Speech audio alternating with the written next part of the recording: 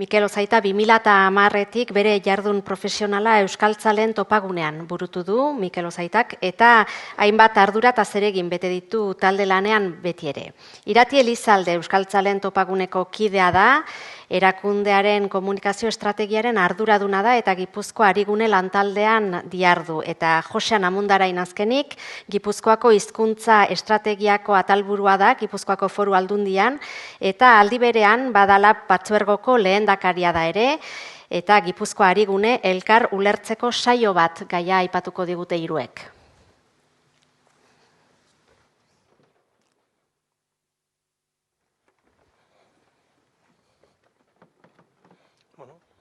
Kaixo, egunon.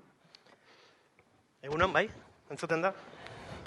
Bueno, hitzaldiarekin hasi aurretik nik ohar bat egin nahi dut. Intzak esan duen bezala, ni Gipuzkoako Foru Aldundiko langilea naiz.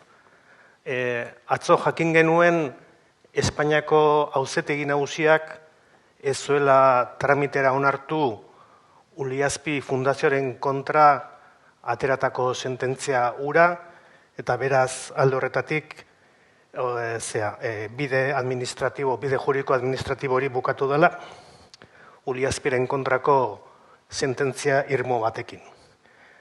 Uliazpi Gipuzkoako Foru Aldundiaren erakunde autonomo bada, gure ardurapeko erakunde bada, baten batzuk oso gertutik ezagutzen dugu espediente hura, eta ondo asko dakigu ze injustua izan den gertatu den guztia. Orduan, hemendik egoki hau aprobetxatu nahi dut nire Uliazpiko lankidei bezarkada handi bat bidaltzeko. Imanol Epelde, gero etorriko den Imanol Epelde parafraseatuko dut, sinisten jarraituko dugu, ze mundu hobe eta justuago bat ari gara eraikitzen. Orduan,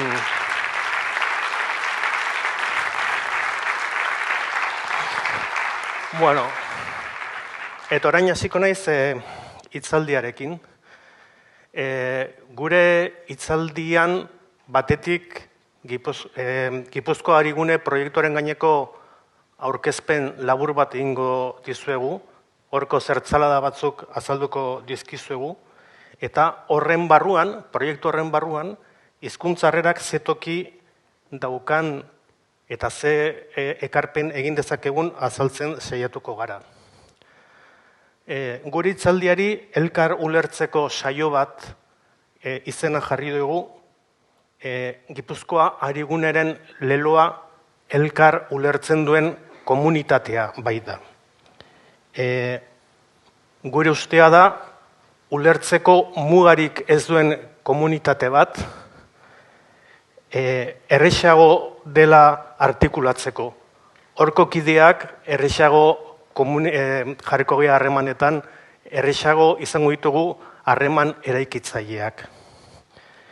Aldi berean, hizkuntza gizarte bat ardazteko ezinbesteko elementua da. Guk ikusten duguna da, gure kasuan, euskeraren eta gure komunitatearen garapena bat etorreko direla. Gure komunitatearen garapenik gabe, zail ikusten dugu euskerak aurrera egitea. Baina euskerak aurrera egiten ez badu, gure komunitateak ere ez du aurrera egingo. Orduan, hasiko gea gure zeakin, gure etorkizuneko ikuspegiarekin. Guretzako Gipuzkoa Arigune hortzimuga bat da etorkizuneko ikuspegi bat, da eszenatoki bat nun edonork, edonorekin eta edonoiz, euskaraz eroso aritzeko aukerak eta baldintzak izango ditun, eta euskara gizarte kohesionatu bat lortzeko bidea izango den. Ikusten duzuen bezala, hau arnaz luzeko egitasmo bat da. Urratsez urrats eraiki beharko deguna. Alde horretatik ez gea ere ilusoak. Ez dugu uste helburu honetara berehala iritsiko geanik. baina behin eta berriro esango dizugu gaur, guretzako ikuspegi hori aurrean izatea oso importantea da. Azkenian, esaten den bezala, estrategiak ikuspegiaren kume bai dira. Gipuzkoa Harigune proiektuan, momentu honetan, 4 erakunde ari gara elkarlanean. Batetik Gipuzkoako Foru Aldundia dago, Euskaltzaleen topagunea dago, eta gurekin batera Badalab eta soziolinguistika klusterra ere ari dira lanean. Eta Gipuzkoa Harigunek bulego badauka.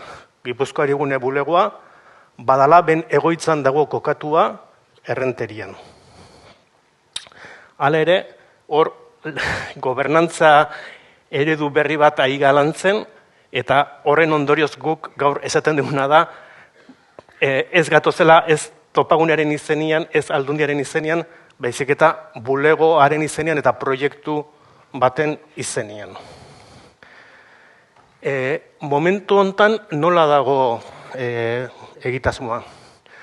Gipuzkoa Hariguneren inguruan oinarrizko txosten bat egin genuen, eta oinarrizko txosten horren kasuan gero kontraste luze bati ekin genion. Kontrasteak egin ditugu Batzar Nagusietan ordezkaritza duten alderdi guztiekin, Euskalgintza sozial eta instituzionaleko ameikak, kiderekin, norbanakoekin, unibertsitateko irakasleekin, bestelako eragile sozialekin, eta baitere gugandik, segurazki ideologikoki, oso urruti dauen jendeakin. Orduan, kontraste zabal bat egin genuen, eta momentu honetan esperimentazio fase bati heldu diogu. Laster aztekoa gara, Gipuzkoako 2 udalerritan esperimentazio fase horretan, eta baita ere, segurazki auzo batean. 3 gunetan egingo dugu esperimentazioa, eta 3 urteko esperimentazio prozesu bat izango da. Proiektu hau Gipuzkoatik jaiotzen da, baina ez gea gure zilborari begirai, iruditzen zaigu proiektu honen oinarriak eta esperimentazio fase horretan ikasiko ditugunak oso baliagarriak izan daitezkela Euskal Herriko 7 lurraldetan. Izan ere, etorkizun ikuspegi horren atzean badago ikuspegi gehitu bat, eta da gure hizkuntza biziberritzeko politikek behar dutela astindu bat, behar dute enfoke berri bat, eta enfoke berri hori bakarri lortuko da orain arteko inertzia batzuk alde batera utzita, eta beste lan egiteko molde batzuk tartean jarrita.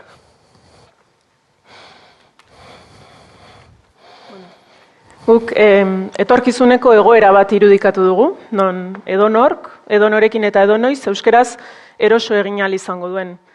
Jakina horretarako bada oinarrizko baldintza bat, Gipuzkoar gehienok gutxienez euskera ulertzea. Eta jakin badakizue, Euskaldunon gehiengoa ingurune erdaldunetan bizi garela. Eta jakina parean dugunak ulertzea dela euskerari bide emateko ezinbesteko baldintza.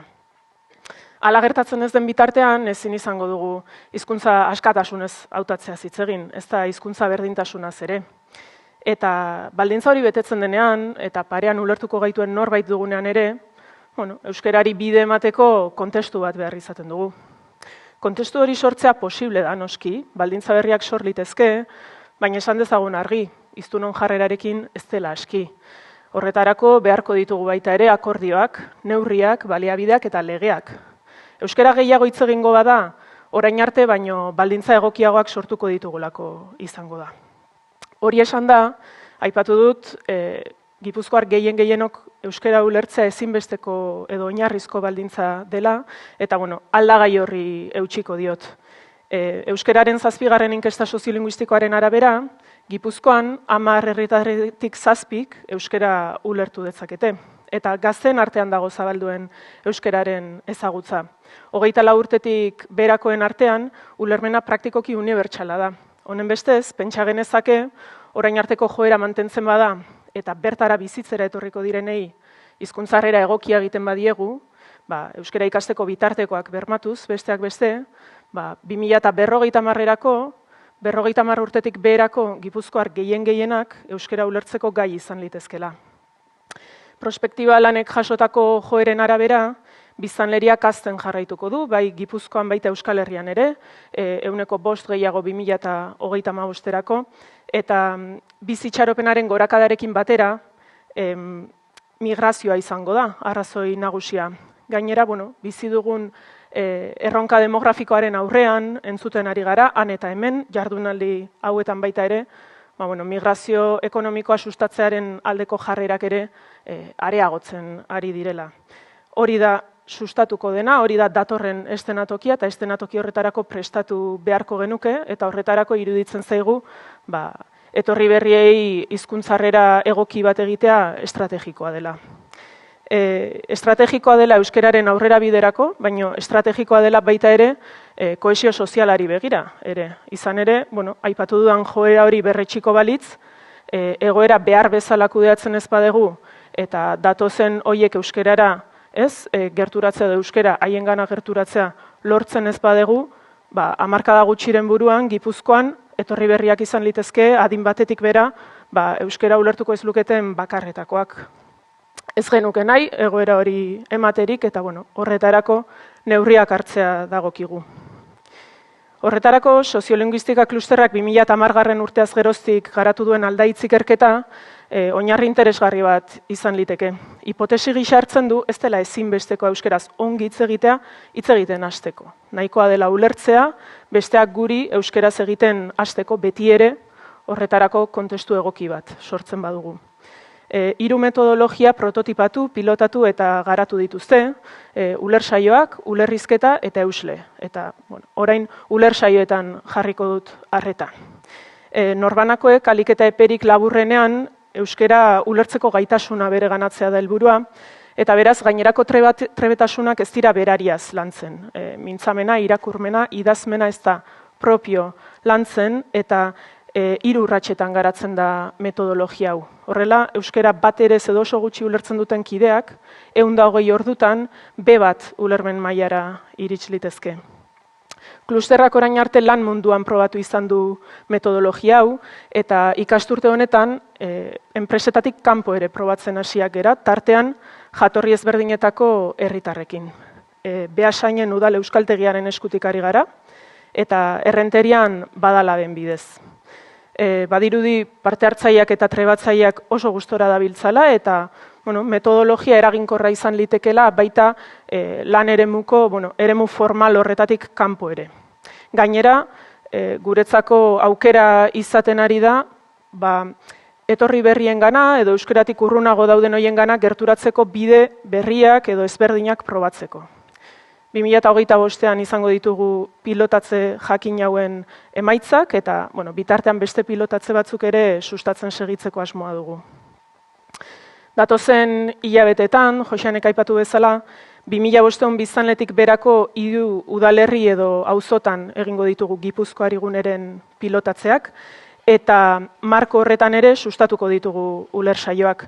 Baina ulersaioak eta metodologia berritzaileak bakarrik ez, prozesu integralago bat irudikatzen dugu, eta prozesu edo estrategia horren gako nagusiak zertzela da batzuk azalduko dizkizuet. Guk ulermena eta erabilera jartzen ditugu jomugan. Asmoa da, hiztun bakoitza norbere gaitasunetik abiatuta aurrera urrats bat emateko gai izatea. Bat erez ulertzen ez duten hoiek, gutxienez ulermenera iristeko beharra edo gogoa sentitzea. Eta ulermena oinarri gisa hartuz, bestelako jarrera edo praktika linguistiko batzuk aktibatzea. Azken batean, kultura aldaketa bat planteatzen dugu. Euskararen erabileran ardaztuko den kultura soziolinguistiko bat. Lehen Joxanek esan bezala hori iparrorratza da, baina uste dugu ambizioz ibili behar garela norabide horretan. Esan bezala prozesu bat irudikatu dugu, eta 3 fasetan banatu dugu. Abiatzea, garapena eta iraunkortzea. Abiatze fasean azterketa komunitario bat egingo dugu, tokian tokiko, askotariko herritar, eragile eta ordezkariekin. Udalerri edo auzoko erronka eta aukerei begiratuko zaie, eta euskararen ezagutza eta erabilerari ez ezik, bestelako aldagai batzuei, berezitasun batzuei, komunitatean garrantzitsuak diren kontu batzuei ere begiratuko diegu. Azken batean, gure asmoa litzateke, udalerri edo auzo horrentzat neurrira egindako jantzi bat atontzea. Eta garrantzitsua iruditzen zaigu, euskararen garapena sustatzea komunitatearen garapenaren eskutik. Hori izango da gure ahalegina. Esan dugu, gizarte osoa interpelatzeko eta inplikatzeko asmoa duela egitasmo honek, baina abia puntuan gune antolatuetan hasiko dugu lanketa. Guk pentsatzen duguna da, gune antolatu izan litezke, edo zein herritan, kirol kluba, elkarte gastronomikoa edo guraso taldea. Pentsatzen dugu halako guneetan askotan, hizkuntzen gai ez dela kudeatu ere egiten. Eta horrek ez du esan nahi, berezko adostasunak daudenik. Inertzia batzuk segitzen dira.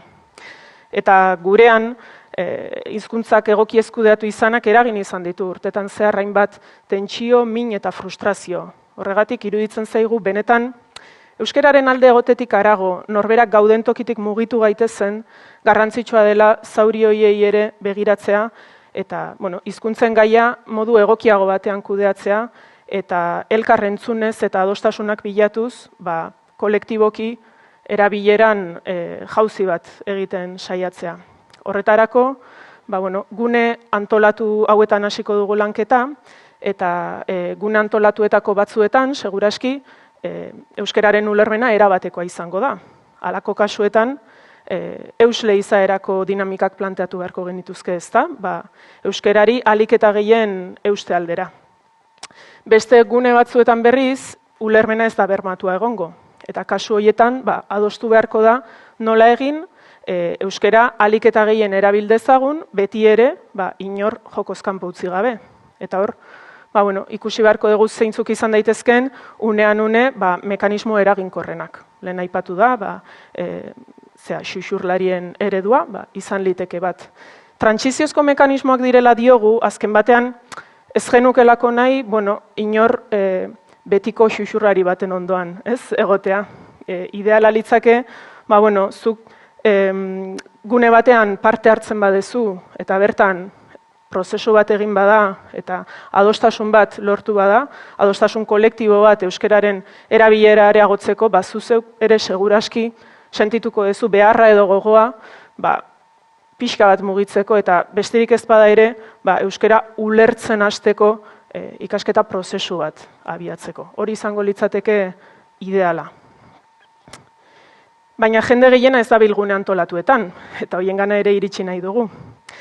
Horregatik, garapen fasean, gune antolatu hauetatik herrira egingo genuke jauzi.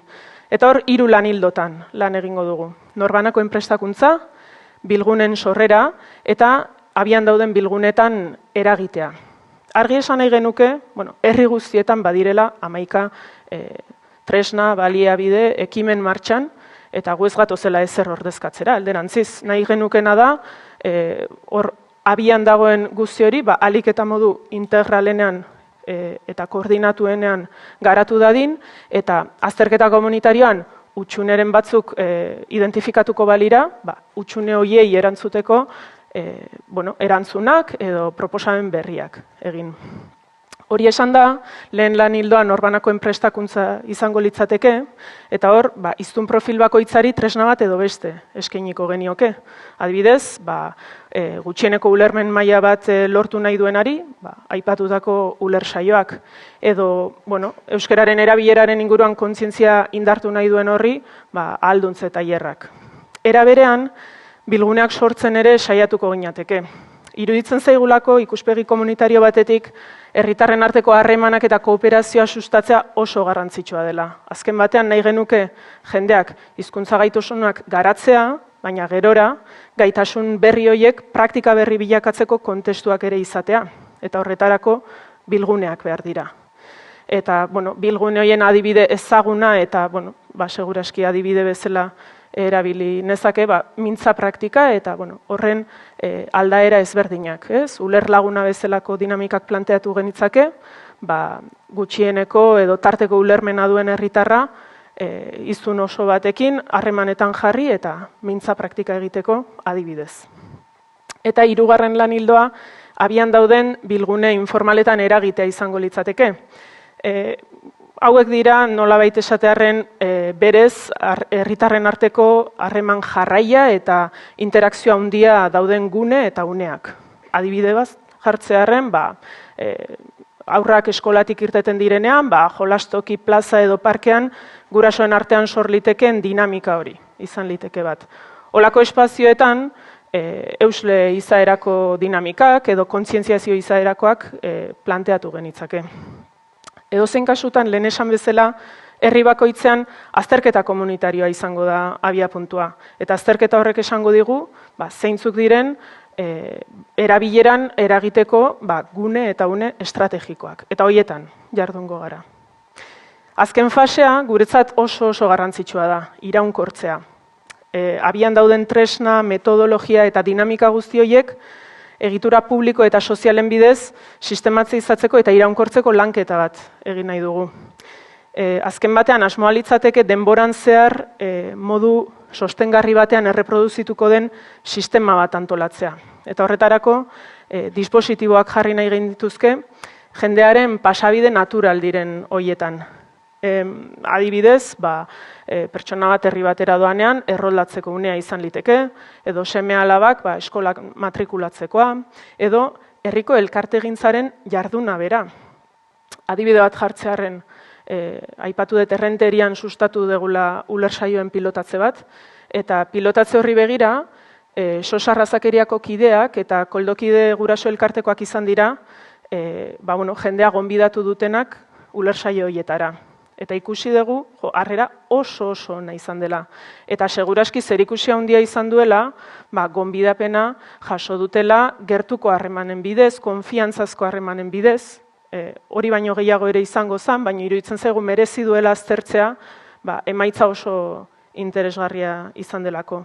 Honen bestez, aurrez jardunaldi hauetan beste batzuk ere esan duten bezala, iruditzen zaigu etorri berrien harreran dabiltzan elkarte eta egituren eta euskalgintzan gabiltzan onarteko artean nolabait ere norabide berean eta koordinatuta jardutea oso garrantzitsua dela, eta alden kasuetan elkarlanean ere, hala jarduten dugunean urrats kualitatiboak egiteko gai izaten geralako. Besterik gabe, Mikeli emango diot hitza, berak hizkuntza harrera egoki baterako guk proposatzen ditugun hainbat oinarri azalduko dizkizue.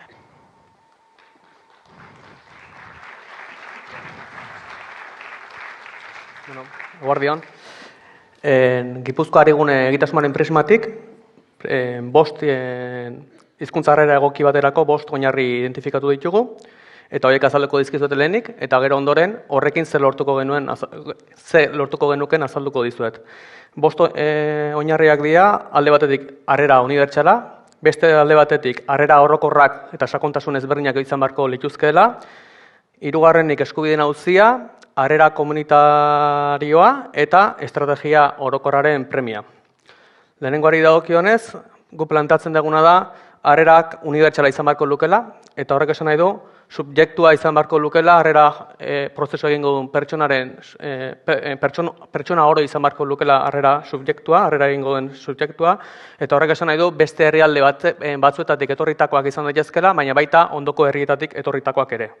Zergatik diogu hau, hizkuntza ikuspegitik nabarmen baldintzatzen baitute herriko hizkuntza dinamika norazko batean edo bestean, ondoko herrietatik etorritakoak ere. Eta hor Jon Egori Goltzarri eta bere laguneken ikertuta daukate, herri batera bizitzera joateko unea mugarri dela hiztun berri bateak hizkuntza mudantza egin ahal izateko ibilbide hortan da euskaraz bizitzen hasteko momentu horretan. Eta beste herrialde batzuetatik datozenentzako ere, herri batera bizitzera joateko momentu hori ere, mugarri da, hizkuntzara gerturatzeko mugarri izan daiteke, eta baita ere ondorioz komunitatera gerturatzeko. Bigarrenik, harrera prozesuak egingo duten guztiek, jaso beharko lukete harrera orokor bat, baina bakoitzaren premia behar eta nahien arabera, sakontasun maila ezberdinetako ibilbideak eskaini beharko litzazkieke. Horretarako, harrerako lehen unean, euskal kulturari eta euskarari gaur-gaurkoz ematen zaiena, baino garrantzi gehiago eman beharko litzaioke, eta horrek esan nahi duena da, berri eman beharko litzaieke alde batetik euskararen egoeraren inguruko 4 oinarri identifikatu ditugu guk, alde batetik euskararen egoera minorizatuaren berri eman beharko litzaieke, duen babes sozialaren inguruan informatu, izan duen bilakaera historikoa eta etorkizuneko proiekzioa, pixkaten iratik aipatu duenetik hilotik, eta azkenik duen lege babesa eta hezkuntza eskubideen berri eman beharko litzaieke. Bestetik, euskara ikasteko, baina baita erabiltzeko dauden aukerak eta baliabideen berri eman beharko litzaieke. Jakitun gara dena den, etorri berrietako batzuk, bestelako premiak eta lehentasunak dituztela, bestelako urgentziak dituztela, eta horiek kontuan hartu behar dira, nola ez, empatiaz jardun beharko genuke, baina horrek gure ustetan ez da kontrajarria euskararen inguruko informazioa argi eta zehatza ematearekin. Epe motzera behar bada lehentasunezkoa ez badirudi ere, pertsona batzuentzat, beti ere, epe luzera gure ustetan euskara ikasteak, euskarara gerturatzeak aukera berriak zabaldu ditzake. Hala nola, 3 identifikatu ditugu guk, batetik garapen pertsonalean lagundu dezake, bestetik komunitateen parte hartzeko ahalbidetu dezake, lehenaz gain, eta enplegurako aukera gehiago ere eskaini ditzake euskara ikasteak, edo euskarara gerturatzeak, edo euskarazko gutxienezko ulermen bat iristea. Orduan, gure ustez garrantzitsua da, saihestu beharko genuke, etorri berrien izenean erabakitzea, beraiek baitute erabakitzeko ahalmena, eta horrek berak ere nolabait laguntzen du aukera berdintasuna bermatzen. Hirugarrenik eskubideen auzia legoke, herritar guztiak dira eskubide eta betebeharren subjektu, eta lehenaz gain horiek errespetatu behar die eta aintzakotzat hartu behar die eta bultzatu egin behar die. Eskubide guztiak herritar guztientzat izan beharko lirateke. Eskubide batzuk individualak dira eta beste batzuk kolektiboak, individualetan hizkuntza eskubideak ere badaude, horiek ere aintzat hartu behar die, eta kolektiboetan badira hizkuntza eskubide kolektiboak ere, ez?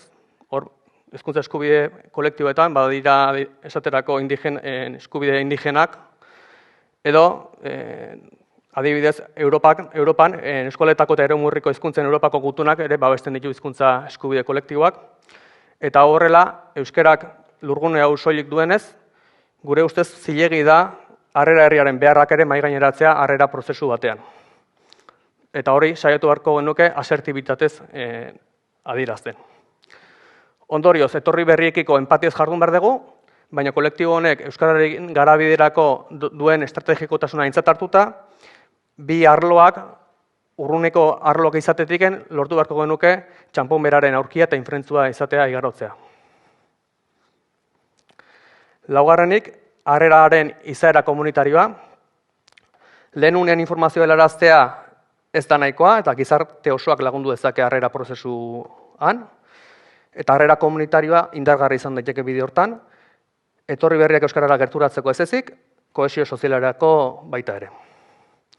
Ikuspegi honetatik, harrera egingo duten bidegileak, harrera prozesua egingo duten bidegileak, nolabait behar dute ondoan harreran lagunduko duten bide lagunak.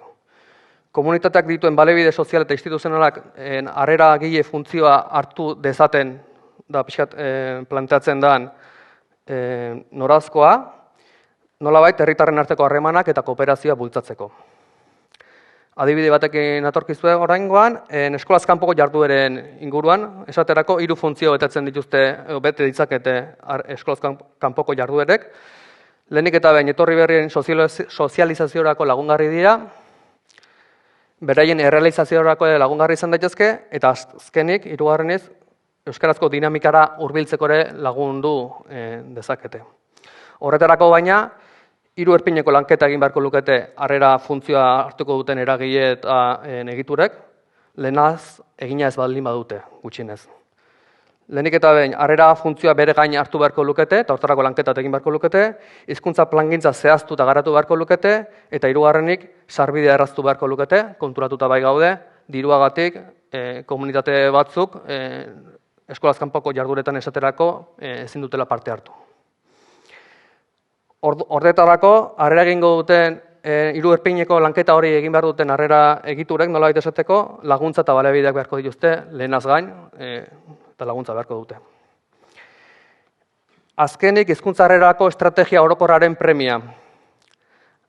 lau oinarri horiek nolabait herrietan garatzekoak liratezke, baina herrietako harrera egitura horiek edo hizkuntza harrerako egitasmo horiek edo lanketa horrek beharko luke herriz gaindiko txapel bat. Hizkuntza harrerako estrategia koherentea eta eraginkorra izan dadin batetik, harrera eragile guztiak aktibatu beharko liratezke eta modu adostuan noranzko berdinean jardun. Eta esperientzia bakar batzuk salbu gaur-gaurkoz ez dago hizkuntza harrera estrategia orokorrik Euskal Herrian eta premia nabarmena da.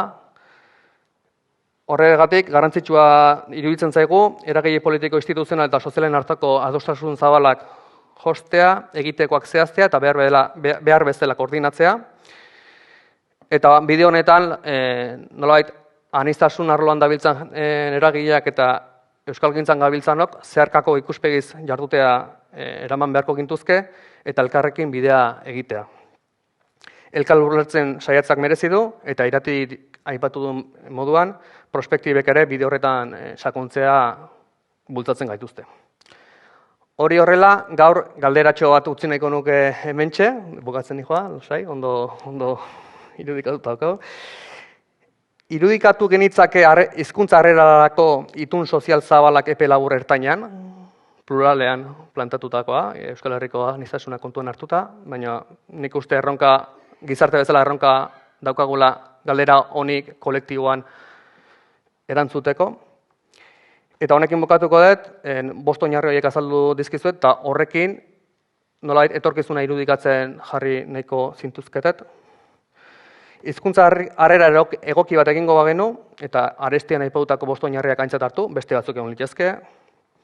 Eta gutxien ez lortuko bagenu herritar guztiak euskara ulertzera iristea, paradigma berri baten aurrean geundeke eta 4 helburu lortuko genituzke. Batetik, euskararako sarbide erraztuko genuke. Bigarrenik, euskararekiko aurreiritziak neutralizatuko genituzke, esaterako euskara zaila denarena. Hirugarrenik, hizkuntza autua ahalbidetuko genuke, eta hortarako elkarrezketa elebidunei bide emango litzaieke.